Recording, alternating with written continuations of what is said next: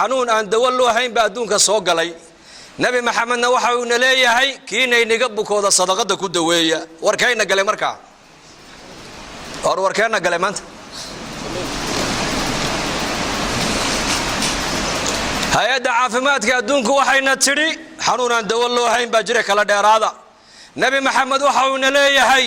habatu sawda dawaa'un min kulli daa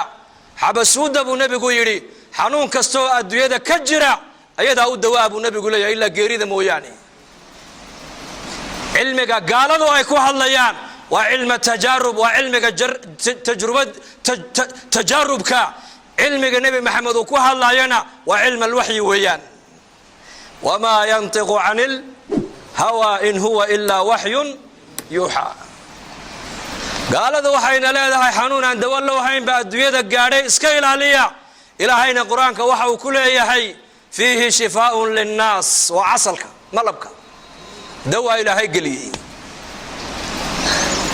khabarka dadku ay sheegayaan muuminka inuu galan maaha